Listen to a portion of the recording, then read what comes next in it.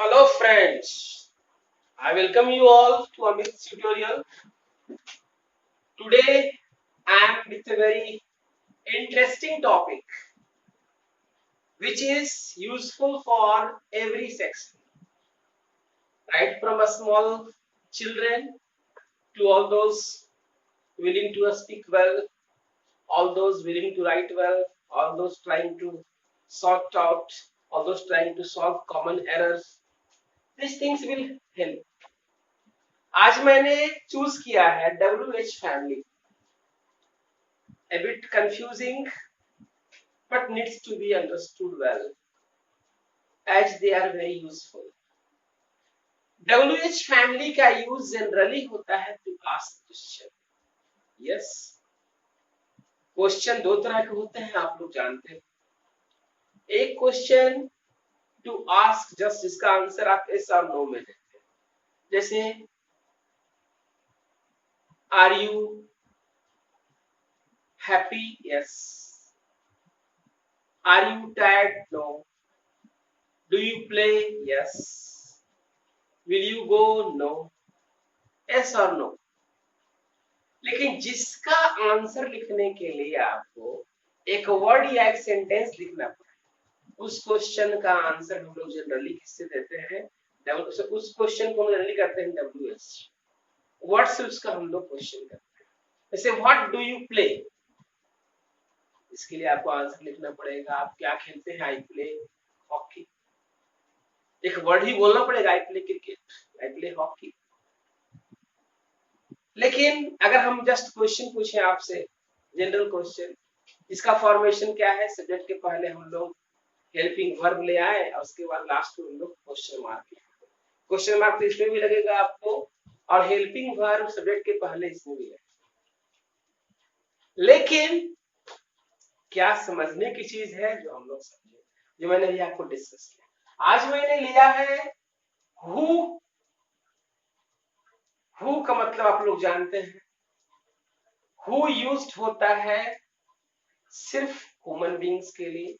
Who का objective form को मैंने लिया है, और हुज को लिया है, और विच को लिया है. Subjective form, subject, object and possessive. Possessive मतलब जिसमें आप अधिकार शो करते हैं. तो हु का मतलब कौन होता है, आप सब जानते हैं. To ask about subject. Who had done this, who had done this. आप इस सेंटेंस को देखें, who had done this, ask about the subject. Who is your teacher? Mr. So and so is my teacher. Mr. So and so is the subject. इसका मतलब कौन, कौन ऐसा करता है. he does this. ही के लिए है, सब्जेक्ट के लिए who.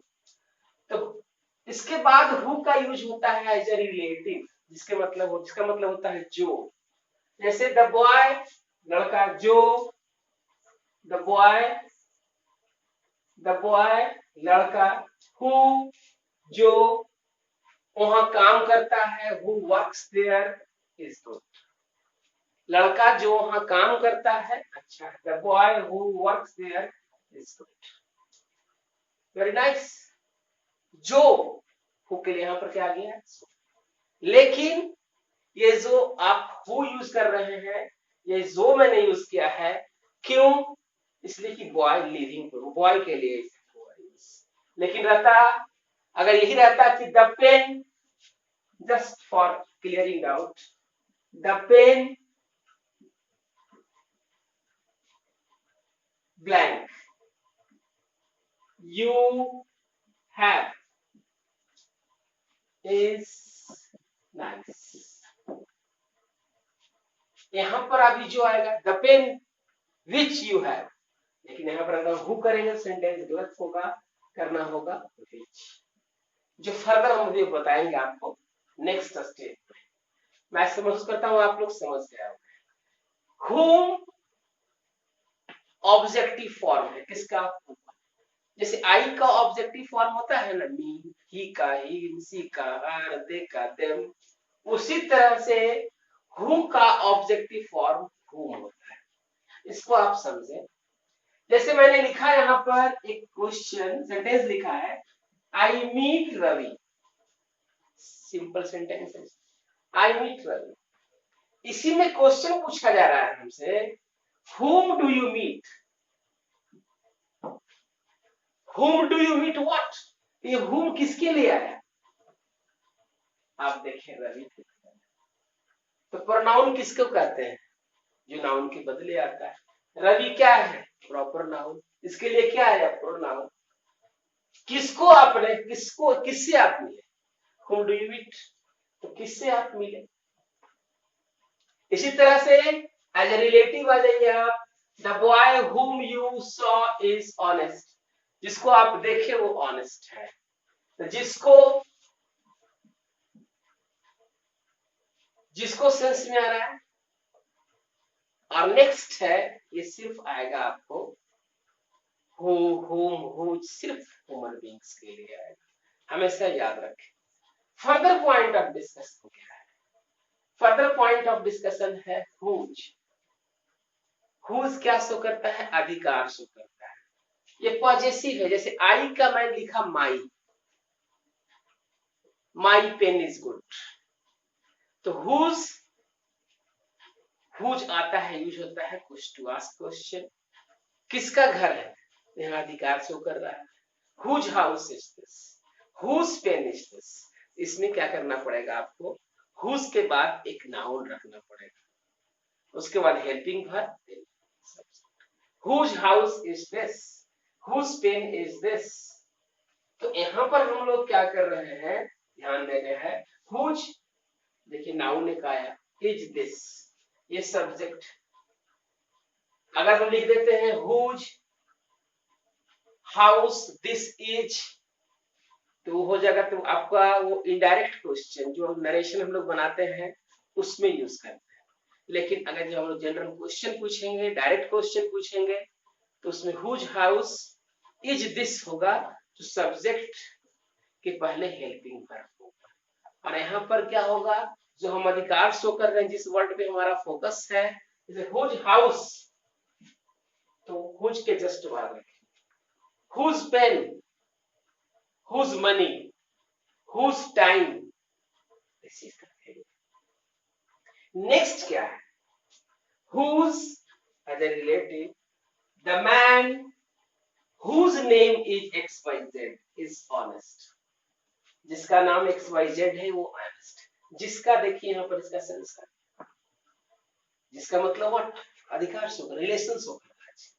It is showing what, जिसका, it is showing that what, position, उस आदमी का, किसका है भाई? उस आदमी का जिसका नाम है XYZ, वो क्या है? एक ऑनेस्ट आदमी। नेक्स्ट क्या हम लोग सीखेंगे? विच है नेक्स्ट हमारा पॉइंट ऑफ डिस्कशन है, विच। विच प्रोनाउन है, विच एडजेक्टिव भी है, उसका हम लोग इंट्रोगेटिव ऐसे यूज करेंगे। जैसे मैं बता रहा हूं आपको, which is your house, which is your house, ये आपको यहाँ पर ये प्रोनाउन हो गया। लेकिन यहां पर हम कहते हैं विच हाउस इज योर्स, ये आपका एडजेक्टिव है। बहुत सारा हाउस है, वहां पर एक हाउस पूछा जा रहा है, विच हाउस इज योर्स, कौन सा घर तुम्हारा है, या कौन सा सेंस हुआ। इसमें ये कौन सा में ये विच, जब हम इसको विच को एज एडजेक्टिव यूज करेंगे, एज एन एडजेक्टिव यूज करेंगे, तो ये आ सकता है लिविंग के लिए। विच मैन कैन डू दिस, कौन सा आदमी ये कर सकता है। बहुत सारा सिलेक्शन के sense of selection, in the sense of selection की बात मैं कर रहा हूं। कौन सा आदमी मतलब व्हाट, हम सिलेक्ट किए हैं। विच कार इज योर्स, बहुत सारा कार लगा हुआ है, तो which car is yours. Which house is yours, तो वो हो गया आपको adjective, as an adjective, as a pronoun में आपको बताया as an adjective. As a relative, the pen which you gave me is lost, pen जो आपने हमें दिया, तो विच आ जाएगा।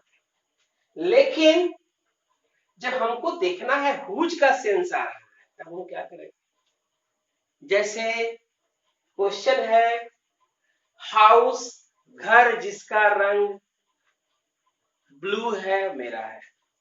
फॉर्मल इंग्लिश में तो बोलकर आप निकल सकते हैं the house whose colour is blue is mine, but that is not wrong, that is right, but in written English it will, in competitive examination आपको ये कट कर देगा, यू विल लूज मार्क्स।